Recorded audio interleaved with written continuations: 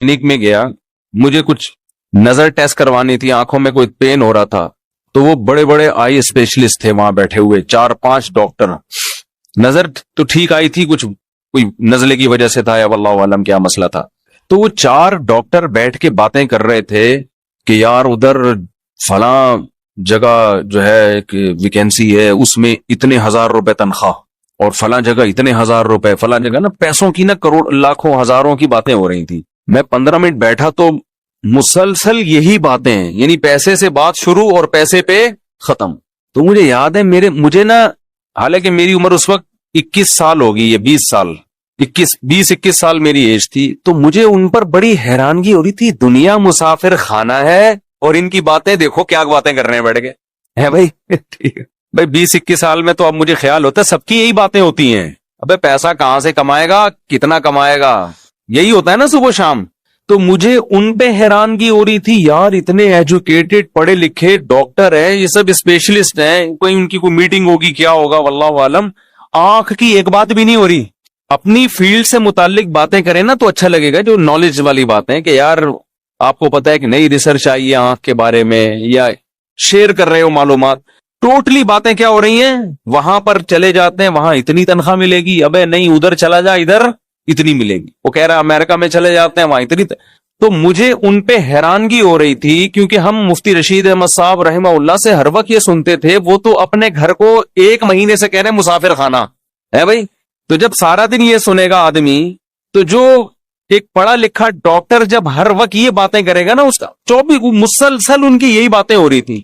ادھر اپلائی کرتے ہیں وہاں تنخواہ اتنی ہے, لندن چلے جاتے ہیں وہاں تنخواہ اتنی ہے. تو مجھے لگا کہ یار ان لوگوں نے جو آئی اسپیشلسٹ بنے ہیں نا, یہ صرف کس کام کے لیے بنے ہیں, پیسہ کمانے کے لیے, اور کوئی مقصد ہی نہیں ہے. چلو پیسہ بھی کمانے کے لیے انسان بنتا ہے, لیکن باتیں تو نہ کرے نا. بھائی تو ایک دفعہ بول دیا لندن میں یہ ہے, امریکہ میں یہ ہے, فلاں جگہ اتنے پیسے, ختم. اب کوئی اور بات کرو.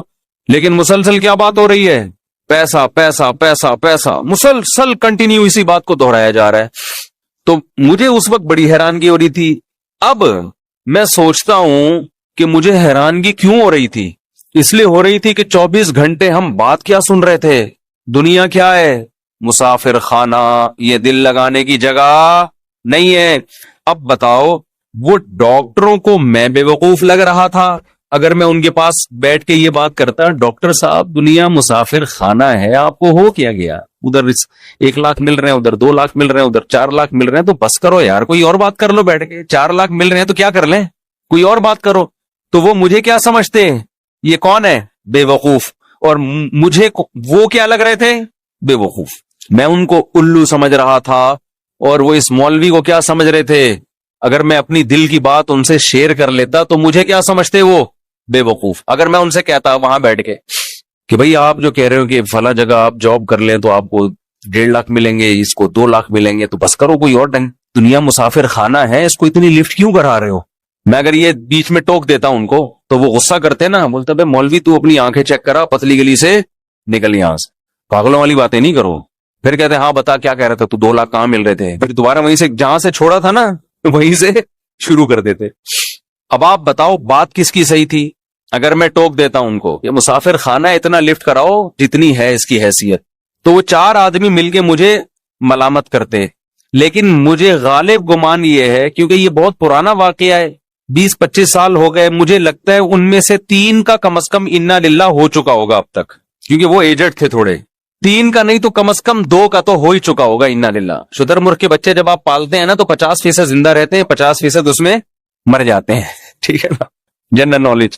تو اسی طرح جب آپ کی ایج 50 سال کے کسی بندے سے آپ ملتے ہیں تو آپ 20 سال کے بعد یہ پیشگوئی کر سکتے ہیں پاکستان میں کہ جتنا شتر مرغ کے بچوں میں مرنے کا ریشو ہے نا, 50 سال کے آدمی کا 20 سال بعد ان میں بھی کم سے کم 50% ریشو, یعنی آج جو 50 سال کا ہے ان میں 10 آدمی اگر 50-50 کے نظر آئیں تو آپ پیشگوئی کر سکتے ہیں کہ آج سے 20 سال کے بعد آپ میں سے 5 آدمی انا للہ ہو چکا ہوگا نا. 70 تک کراس کرنے والے بمشکل 50% ہوں گے, بمشکل.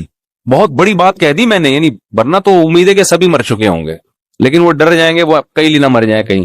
حقیقت ہے جو آج 50 سال کا ہے نا اگر 10 آدمی آج 50 سال کے ہیں تو 20 سال کے بعد ان میں سے 5 کا انا للہ، کم سے کم 5 کا انا للہ ہو چکا ہوگا، بمشکل 5 بچیں گے جو اگلے سال پھر یعنی 1 آدھ سال کے بعد وہ بھی چلے جائیں گے دنیا سے. کیونکہ پاکستان میں زیادہ تر لوگ 70 سے پہلے مر جاتے ہیں. ان میں ڈاکٹر بھی ہیں، حکیم بھی ہیں، انجینئر بھی ہیں، سائنسدان بھی ہیں، سب 70 کو کراس کرنے والے لوگوں کا ریشو بہت کم ہے. اب آپ بتاؤ وہ جو باتیں کر رہے تھے 1.5 لاکھ 2 لاکھ 3 لاکھ، میں یہ جب یہ واقعہ آپ کے سامنے سنا رہا ہوں تو ان 4 میں 2 کیا ہو چکے، قبر میں لیٹے ہوئے.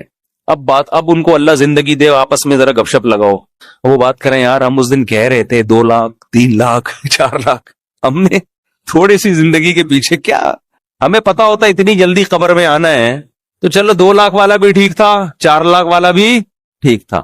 روٹی تو سبھی کو مل گئی، کیا خیال ہے، کھانا سبھی کو مل گیا، 2 لاکھ والے کو بھی مل گیا، 4 لاکھ والے کو مل گیا، تو کیا اتنا بڑا مسئلہ نہیں تھا یہ جتنا بڑا ہم نے اس کو بنا لیا تھا.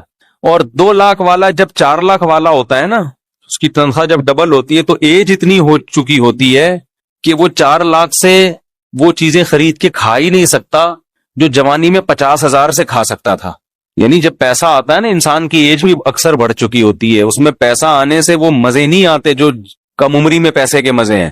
وجہ اس کی ہے کہ نہ پیٹ بھر کے کھا سکتا ہے، ساری جسم کی جو لذتیں ہیں وہ تو آپ کی باڈی سے ان کا تعلق ہے نا. جیسے جیسے ایج بڑھے گی تو دنیا کی لذتیں آٹومیٹیکلی کم ہونا شروع. تو یہ جو دنیا کی اللہ نے لذتیں رکھی ہیں یہ تو غریب آدمی کو بھی بھرپور طریقے سے ملتی ہیں، جو بیسک لذتیں جس میں انسان بہت لذت محسوس کرتا ہے. بھوک کے وقت کھانا یہ بہترین لذت ہے نا. تو شدید بھوک ایک دفعہ آپ کو لگ جائے، پھر آپ کی تنخواہ 5,000 ہو، 10,000 ہو، 15,000 ہو، شدید بھوک کے بعد آپ کو دال روٹی میں اللہ وہ لذت دے گا جو 18 لاکھ 20 لاکھ کمانے والا وہ مرغوں میں اور بریانی میں اس کو وہ لذت نہیں آئے گی، اس نے اتنی بھوک لگنے ہی دی اپنے آپ کو. تو یہ لذتیں تو شدید نیند جب آ رہی ہو تو فٹ پاتھ پہ سونے کا مزہ اور گدے پہ سونے کا مزہ برابر ہو جاتا ہے.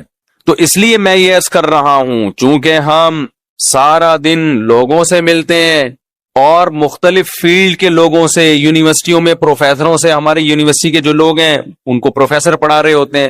پروفیسر کوئی سائنٹسٹ ہوتا ہے، وہ سائنس کی چیزیں پڑھا رہا ہوتا ہے، وہ اس کے ٹاپک میں قبر اور آخرت نہیں ہوتی. تو اس کا نتیجہ کیا نکلتا ہے، آہستہ آہستہ آہستہ جب ایک دن ایک بات سنے گا، 2 دن سنے گا، 3 دن، 10 سال 15 سال 20 سال 30 سال ایک جیسے ٹاپک سن کے، اور جن کا سب کا تعلق دنیا سے ہے، تو دنیا ہی اس کے دماغ میں ٹھسے گی کہ نہیں ٹھسے گی. اس لیے پھر اس کو یہ باتیں ہیں کہ موت کے بعد حساب ہے، ہم آئے آخرت کے لیے، یہ باتیں عجیب سی لگتی ہیں اس کو. تو جو باتیں بار بار سنتا ہے نا اس سے متاثر ہوتا ہے. میں یہ بات بتا رہا تھا، وہ اکثر میں اس پہ ایک چٹکلا بھی سناتا ہوں. ایک گاؤں میں ایک بندہ تھا، اس کو کسی نے جا کے کہا کہ تو یہاں بیٹھ کے کیا کر رہا ہے، تجھے پتا نہیں ہے تیری بیوی بیوہ ہو گئی ہے، تو گھر جا. اس نے کہا کمبخت میں زندہ ہوں تو میری بیوی بیوہ کیسے ہو گئی، میری بیوی بیوہ کیسے ہو گئی. وہ چلا گیا بندہ. اتنے میں دوسرا بندہ آیا، کہنے لگا یار تو یہاں گاؤں میں بیٹھا ہوا کنواں کھود رہا ہے، نہر بنا رہا ہے، تجھے پتہ ہی نہیں کمبخت ادھر تیری بیوی کیا ہو گئی ہے، بیوہ. اس کو پھر غصہ آیا، تھوڑا کم غصہ آیا، پہلے تو بہت آیا تھا، تھوڑا کم آیا. یار میں جب زندہ ہوں تو میری بیوی بیوہ کیسے ہو گئی ہے بھائی. پھر تھوڑی دیر میں تیسرا آدمی آیا، ابے تو یہاں بڑے آرام سے خربوزے کھا رہا ہے بیٹھ کے، کمبخت تیرے گھر میں ماتم مچا ہوا ہے. کہہ رہے کیوں ماتم ہو گیا، کہہ رہے تیری بیوی بیوہ ہو گئی ہے. اب ہر تھوڑی دیر میں ایک بندہ آ کے نا، بحریہ ٹاؤن، ناظم آباد، پیسہ، 2 کروڑ تنخواہ، 1 کروڑ بزنس، سب کو پتا ہے کہ ابے ہم روزانہ جنازے پڑھ رہے ہیں، روزانہ لاشیں اٹھ رہی ہیں، قبرستان بڑی سپیڈ کے ساتھ بھرتے چلے جا رہے ہیں. کراچی کے قبرستانوں میں، اتنے بڑے بڑے قبرستانوں میں قبر میں بندہ رکھنے کی جگہ نہیں ہے. بحریہ ٹاؤن جتنی سپیڈ سے آباد ہو رہا ہے نا، قبرستانوں کے آباد ہونے کا ریشو اس سے 10 گنا زیادہ ہے. یقین نہ آئے نا، آپ کیا کرو، ایک اپارٹمنٹ بناؤ جس میں 200 گھر ہوں، بناؤ. آپ کسی بلڈر سے، یہ پیسہ نہیں ہے بلڈر سے بول بنا بھائی، تو 200 گھر نہیں، 1000 گھروں کی جگہ اس کے اندر، 1000 گھروں، 1000 فلیٹ ہوں، اور اس میں بولو کہ لوگ کتنے عرصے میں آباد ہوتا ہے. ان 1000 فلیٹوں کے آباد ہونے میں ٹھیک ٹھاک ٹائم لگے گا ان میں پبلک. لیکن ایک جگہ خریدو، اس میں 10,000 قبروں کی جگہ بناؤ آپ، ٹھک کر کے سارے قبریں بھر جائیں گی اس میں. سمجھ میں نہیں آ رہی میرا خیال ہے بات؟ ساری قبریں اس میں ٹھا کر کے بھریں گی, فوراً قبرستان چھوٹا پڑ جائے گا. لیکن شیطان نے ایسی پٹی پڑائی ہوئی ہے, شیطان کہہ رہے یہ جو قبرستان میں لوگ جا رہے ہیں نا, ٹھا ٹھا کر کے ساری قبریں بھر رہی ہیں, پھر ایک قبر میں دوسرا مردہ, پھر تیسرا مردہ, اس کی ہڈیاں سائڈ پہ لگا کے وہیں دفنا دیتا ہے گورکن. تو یہ لوگوں کی قبریں بن رہی ہیں. میرا شمار بحریہ ٹاؤن کے فلیٹوں میں ہوگا, میرا شمار قبرستان کی قبر میں میری بکنگ بولو نہیں ہے. میری بکنگ کا قبر سے کیا تعلق یار؟ میں نے پیسے بحریہ ٹاؤن کے دیے ہیں, میں نے پیسے فلیٹ کی بکنگ کے دیے ہیں, میں نے قبر کی بکنگ تھوڑی کرائی ہے. تو میں جاؤں گا کہاں؟ جہاں کی بکنگ کرائی ہے. بکنگ میں نے ناظم آباد کی کرائی ہے, ٹھیک ہے نا. تو جس کی بکنگ کرا رہا ہے, جس پہ پیسے خرچ کر رہا ہے, جس کی باتیں کر رہا ہے, دماغ میں وہی خناس بھر گیا اس کے. یہ نہیں پتا کہ وہاں کا فلیٹ تجھے کمبخت ملے نہ ملے, تو ادھر لازمی قبروں میں قبریں تو بھریں گی, زیادہ اسپیڈ سے بھریں گی. تو اب سارا دن یہ باتیں سن سن کے کر کے کھوپڑی کیا ہو گئی ہے انسانوں کی, خراب ہو گئی ہے. اللہ الحم سے لے کے والناس تک ایک ہی بات کرتا ہے, صرف ایک اللہ ہی ہے جو آخرت کی باتیں کرتا ہے, کیونکہ اس کو پتا ہے کہ ایک سور پھونکا جائے گا, سب برباد. ایک قیامت تو تم پہ اس وقت آتی ہے جب تم مرتے ہو, اور ایک قیامت اس کائنات پہ آئے گی جب یہ پوری کائنات کو میں تباہ و برباد کر دوں گا. یہ دونوں قیامتیں انسان پہ آتی ہیں اور یہ سب ختم, فَيَذَرُهَا خراب ہو گئی ہے. اللہ الحم سے لے کے والناس, یہ نا اتنی اونچی اونچی بلڈنگیں, اتنے اونچے اونچے پہاڑ, قرآن کہتا ہے ایک کجن ولا امتا مسافسان پہ آتی ہے. مچھر کی ہے نا اتنی سال کا بوجن ولا مسافر, مچھر کہتا تھا پرانا جو جہیز میں ان کو کسی زمانے میں ملا تھا, پرانی باقیات. وہ جو ایک تخت تھا نا ہماری دادی کا, اس میں ایک پاندان تھا جو جہیز میں ان کو ملا تھا قبل مسیح پاندان. وہ پاندان کھلتا تھا, اس میں ایک چھوٹا سا کتھا چونا اور پان وہ بنا کے ہر تھوڑی دیر کے بعد وہ ایک میں تمباکو. ان کو اس کی فکر تھی بھائی یہ چونا پورا ہے کہ نہیں ہے, کتھا ختم تو نہیں ہو گیا, باڑ میں جائے, اس کی کتنی تنخواہ, اس کا کیا بزنس, پوچھتی بھی نہیں تھی, ان کو دلچسپی نہیں تھی. وجہ کیا ہے؟ دنیا جو زندگی انہوں نے گزاری وہ دولت کی باتوں میں نہیں. ہر وقت ہاتھ میں تسبیح, شوال کے 6 روزے, ایام 20 کے روزے, نفلی روزے, تلاوت قرآن, کیا پرواہ کہ کون کتنا کما رہا ہے. ان کو یہ تھا کہ بھئی میرے بچے جتنا بھی کما رہے ہیں پوتے, میرے خرچے الحمدللہ وہ پورے کر رہے ہیں. تو میرا کیا خرچہ ہے بھائی؟ مجھے ایک جگہ چاہیے, ٹھکانہ چاہیے, مجھے یہ کمرہ ملا ہوا ہے, یہ تخت ملا ہوا ہے, یہ مصلی ہے, یہ اللہ اور یہ میں, ٹھیک ہے نا. صبح مجھے ناشتہ مل جاتا ہے, بچے ناشتہ, بہویں ناشتہ بنا کے دے دیتی ہے, دوپہر مجھے ٹائم پہ کھانا مل جاتا ہے.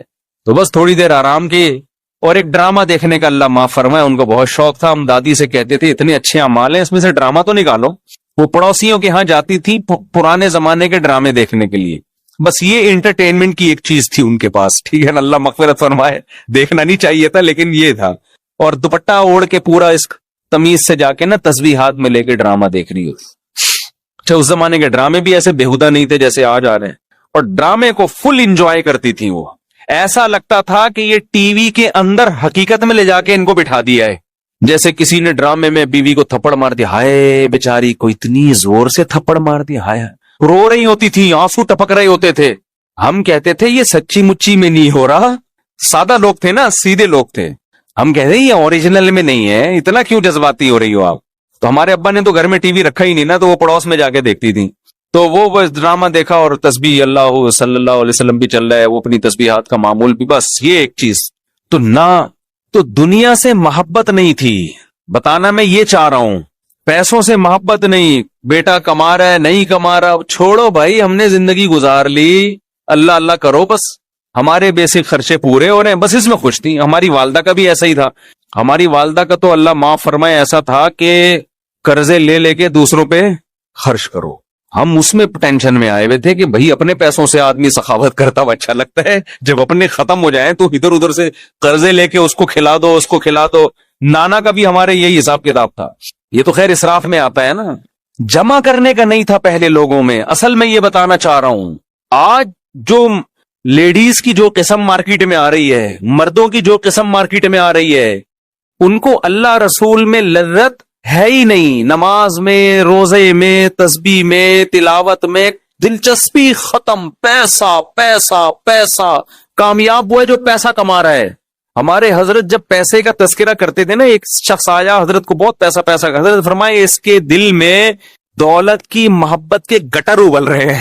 اتنی توہین سے حضرت بتایا، کہہ رہے مسافر خانہ ہے، وہ بہت زیادہ پیسہ ہر وقت نا ہوس میں رہتا تھا. تو حضرت فرمائے اس کے دل میں، اسی کے سامنے کہ تمہارے دل میں گٹر، ایک تو ہوتا ہے نا اللہ کی محبت کے چشمے پھوٹ رہے ہیں، یہ ہوتا ہے نا، جیسے ہم تعبیر کرتے ہیں یار یہ اس کے دل میں اللہ کی اتنی محبت کے چشمے. اب دولت کی محبت کو کیا تعبیر کریں گے؟ یہ تھوڑی کہیں گے اس کے دل میں دولت کی محبت کے چشمے پھوٹ رہے ہیں. چشمے نہیں، حضرت کہتے تھے اس کے دل میں پیسے کی محبت کے گٹر ابل رہے ہیں، یعنی بدبو آ رہی ہے ہمیں اس آدمی سے، اسمیل آ رہی ہے. تو ہمیں دنیا کے 2 ٹکے کی اس کو ویلیو نہیں دینی ہے. دنیا کو سمجھ رہے ہیں 2 ٹکے کی چیز نہیں ہے. کوئی زیادہ باتیں کر رہا ہوں، بولے تو اسمیل آ رہی ہے بھائی تیرے اندر سے. مسافر خانہ اتنا کیوں دل لگا رہے ہیں، اتنا کیوں مر رہے ہیں؟ جیسے بچے کھلونوں پہ مر رہے ہوتے ہیں نا، تو بچہ ہے وہ تو بے وقوف ہے، تو بڑا ہو گیا. اور یہی چیز کو مسلط کر لیا ہے. پہلے جو ہے نا انگریزوں میں اب بھی ہوتا ہے، جب ان کے ہاں شادی ہوتی ہے نا، مجھے کسی نے انگریزوں کی شادی کا کلپ بھیجا، اس میں وہ انگلش میں جو عیسائی لوگ شادی کرتے ہیں نا، اس میں ہم لوگ تو سادہ نکاح پڑھا ہے نا، قبول ہے جلوے نکل لے یہاں سے. ہم تو اتنا ہی کرتے ہیں نا، ہمارے تو نکاح ریکارڈنگ میں ہے، آپ نے دیکھا ہوگا. ہم تو صرف اتنا کرتے ہیں کہ بھائی لڑکی کے ولی سے اجازت لی کہ آپ اپنی بیٹی کے بارے میں مجھے اجازت دیں کہ اتنے مہر میں اس مستنڈے سے، اس دولہا سے میں آپ کا نکاح پڑھا دوں، بس اتنا. تو وہ کہتے اجازت ہے. تو میں کہتا ہوں میں نے فلانی بنت فلاں کا نکاح اتنے مہر میں آپ سے پڑھایا، آپ نے قبول کیا؟ وہ کہتے ہیں قبول کیا، ختم قصہ. ایسا ہی ہوتا ہے نا. زیادہ ڈیٹیل میں اس لیے نہیں جاتا ہے کہ بھائی بہت ہم کئی نکاح ایک دن میں پڑھا رہے ہوتے ہیں، ہول سیل کی ہمارے شادیاں بھی بہت ہوتی ہیں نا، ایک دن میں 8 نکاح بھی ہوئے ہیں ہمارے یہاں. تو انگریزوں کے ہاں کبھی کبھار کوئی کیس آتا ہے ان کے چرچ میں، کبھی کبھار کے، تو وہ بہت ڈیٹیل سے نکاح پڑھاتے ہیں، لیکن اس میں کچھ ورڈنگ بڑی اچھی ہوتی ہے. تو وہ مجھے کسی نے کلپ بھیجا کہ پادری صاحب نکاح پڑھا رہے ہیں، تو پادری نکاح میں کیا الفاظ دہرا رہا ہوتا ہے؟ مرد اور عورت سے ایگریمنٹ لے رہا ہوتا ہے کہ ہم خوشی میں، غمی میں، پیسہ ہو یا نہ ہو، وہ پوری ورڈنگ تو مجھے یاد نہیں ہے نا. تو اس کا مفہوم یہی تھا کہ ہر موقع پر ہم ایک دوسرے کا ساتھ دیں گے. میں نے کہا یار ورڈنگ بڑی خاندانی ہے. تو میں سوچ رہا ہوں کہ نا یہ ورڈنگ ہم اردو میں ترجمہ کرا کے اب ایسے قبولوایا کریں. صحیح ہے نا؟ کیونکہ آج کل نکاح تو بہت ہو رہے ہیں، لیکن طلاقیں بھی ماشاءاللہ ہول سیل کے حساب سے ہو رہی ہیں. وجہ کیا ہے؟ ذرا سا کسی میں عیب نظر آیا. اب دنیا کو چونکہ مسافر خانہ سمجھنا ہی نہیں ہے، سارے مزے یہیں اڑانے ہیں، تو تھوڑا سا بھی کوئی ٹیکنیکل قسم کا فالٹ شوہر میں پیدا ہو گیا، عورت کہتی خلا کی طرف جاؤ، بیوی میں ٹیکنیکل ذرا سا فالٹ پیدا ہو گیا، مرد کہتے طلاق دے کے جان چھڑاؤ. میں سمجھا پا رہا ہوں اپنی بات؟ کیوں؟ جب سارے مزے ہی اڑانے ہیں تو یار بیوی شادی ہو گئی، پتا چلا جی اس میں کوئی بیماری ہے یا اولاد نہیں ہو سکتی اس کے، طلاقیں پہلے نہیں دیتے تھے لوگ طلاق، بھئی اولاد ہے نہیں، یہ تو اللہ کی طرف سے بانجھ ہے، ساری زندگی نبھا کریں گے، کوئی مسئلہ نہیں ہے. اب لوگ میرے پاس آ رہے ہوتے ہیں یار ہماری بیوی کی اولاد نہیں ہو رہی، 4 سال ہو گئے، 5 سال ہو گئے، طلاق دینا چاہتا ہوں. میں کہتا ہوں یار ایک تو بیچاری کی اولاد نہیں ہو رہی، اس کا غم ہے، اوپر سے طلاق کا دھبا لگے گا، ڈبل غم نہیں ہو جائے گا؟ اور ویسے بھی اللہ نے اجازت دی ایک اور کر لو، کہہ رہے نہیں ایک اور کے حقوق اور وہ خرچہ اور وہ ڈبل. ابے کر لے، اللہ مدد کرے گا یار تیری، وہ بھی تو کسی کی بیٹی ہے نا. تو مرد کا ظرف بھی کیا ہو گیا؟ کم. کیوں؟ سارے مزے یہی اڑانے ہیں، صبر تو ہے ہی نہیں کہ یار کچھ آخرت کے لیے کر لو. اور عورت نے جس دن دیکھا میاں صاحب کی جیب ہلکی ہونا شروع ہو گئی، وہ بھی مارکیٹ سے شارٹ، میرے میاں کماتا ہی نہیں ہے، پیسے ہی نہیں ہے. بھائی جب شادی ہوئی تھی کماتا تھا نا؟ ہاں اس وقت کماتا تھا. اب بیچارے کی تقدیر یار، کاروبار کبھی اوپر ہوتا ہے کبھی نیچے ہوتا ہے.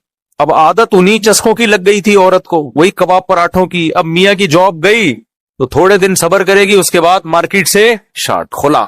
تو مجھے وہ انگریز کا بڑا اچھا پادری کا نا بڑا اچھا بیان لگا کہ وہ ان سے معاہدہ کروا رہے میاں بیوی سے کہ خوشی میں، غم میں، پیسے ہو یا نہ ہو، ایک دوسرے کا ساتھ دینا ہے. میں نے کہا چلو کچھ تو خاندانی بات کی نا. اصل میں ہم جو عربی میں کہہ رہے ہوتے ہیں نا، نکاح پڑھا رہے ہوتے ہیں، اس میں ساری چیزیں آ رہی ہوتی ہیں، لیکن وہ عربی میں ہے نا. خطبے میں جو خطبہ ہم پڑھتے ہیں نا، اس میں یہ سب کچھ آ رہا ہوتا ہے. یا ایھا الذین آمنوا اتقوا اللہ وقولوا قولا سدیدا، یہ خطبہ پڑھا جاتا ہے. اے ایمان والو، قرآن کی آیت ہے، اللہ سے ڈرو، صحیح صحیح بات کیا کرو. تو مجھے لگ رہا ہوتا ہے اگر میں اس کا ترجمہ کرا دوں نا تو دولہا ابھی سے بولے گا ہم نے تو صحیح بات کرتے تو رشتہ ہی نہیں طے ہوتا. اگر ہم صحیح صحیح بات کر دیتے سب بتا دیتے تو ہاتھ پاؤں کٹوا دیتے. نہ صحیح بات اس نے کی ہوتی ہے نہ لڑکی والوں نے صحیح بات, دونوں ٹوپیاں کرا رہے ہوتے ہیں. لڑکی والے اگر بتا رہے ہیں نا ہماری بچی کی عمر 25 سال ہے تو سمجھ لو 50 کے قریب قریب ہوگی, 50 کے قریب قریب. اور لڑکا اگر بتا رہا ہے کہ میں بہت اچھا کھاتا پیتا ہوں, میری تنخواہ اتنی ہے, میری تنخواہ 2 لاکھ ہے, تو سمجھ لو 5-10 ہزار کما رہے ہیں. جھوٹ بول رہے ہوتے ہیں بہت, دونوں جھوٹ بول رہے ہوتے. لڑکی والوں کے تو جھوٹ, میں تو لڑکے سے کہتا ہوں اگر یہ جھوٹ بولتے بھی ہیں بولنے دو یار, آج کل عمریں سبھی چھپا رہے ہیں. وہ نہیں بیچاروں کو ان کا قصور تھوڑی ہے, بس تمہیں لڑکی پسند آ رہی ہے بھاڑ میں جائے, تم نے عمر کا کرنا کیا ہے یار, کیا خیال ہے؟ اگر وہ 20 کی ہوتی پسند نہ آ رہی ہوتی تو کیا فائدہ, تو 50 کی پسند آ رہی بس کوئی بات نہیں, بھلے انہوں نے 20 کا بولا 25 کا بولا. تو اتقوا اللہ وقولوا قولا سدیدا, قرآن کیا کہہ رہا ہے, اللہ سے ڈرو اور درست بات کیا کرو. اسی طرح جب خطبے میں آیت پڑھی جاتی ہے تو پہلی آیت کیا پڑھی جاتی ہے, یا ایھا الذین آمنوا اتقوا اللہ یا ایھا الناس اتقوا ربکم, اے لوگو اللہ سے ڈرو, واتقوا اللہ الذی تساءلون بہ والارحام, ان رشتوں سے ڈرو جن کا تم واسطہ دیتے ہو. کیا مطلب, یہ رشتے اتنی اہم چیز ہیں کہ اسی کے واسطے دے کے ایک دوسرے سے کام کرائے جاتے ہیں. تو یہ رشتے نکاح سے وجود میں آتے ہیں, طلاقوں سے رشتے ٹوٹتے ہیں, بنتے نہیں ہے. تو اسی میں مضمر ہے کہ جوڑ کے رکھنا ہے, رشتے کو ویلیو دینی ہے.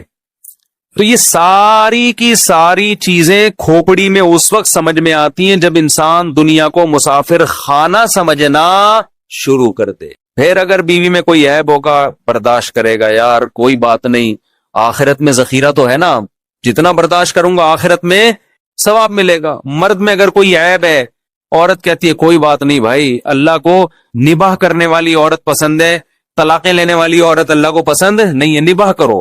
کچھ زیادہ مجبوری ہو تو ایک الگ بات ہے. تو میں جلدی سے بات کو سمیٹ کے ختم کرتا ہوں. 24 گھنٹے ہم یونیورسٹیوں میں بھی, سیاستدانوں سے بھی, سائنسدانوں سے بھی کتابیں پڑھیں, وہاں بھی ہم آخرت کی بات نہیں سنتے. 24 گھنٹے ہم سنتے کیا رہتے ہیں, دنیا دنیا دنیا. تو ہماری حالت وہی ہو جاتی ہے کہ ایک آدمی نے بتایا کہ تیری بیوی بیوہ ہو گئی ہے, وہ مان نہیں رہا تھا. 20 لوگوں نے جب کہا ہے تو بھاگتا ہوا گھر جا رہا ہے روتا ہوا.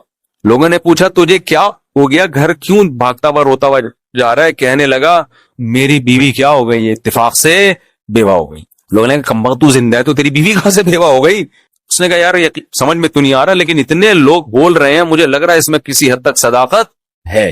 تو ہمیں پتہ ہے جب ہم عقل استعمال کرتے ہیں نا تو اتنے جنازے, اتنی قبریں دیکھ کے ہمیں بھی یقین ہو جاتا ہے یار تھوڑے دن میں ہمارا بھی انا للہ ہو جائے.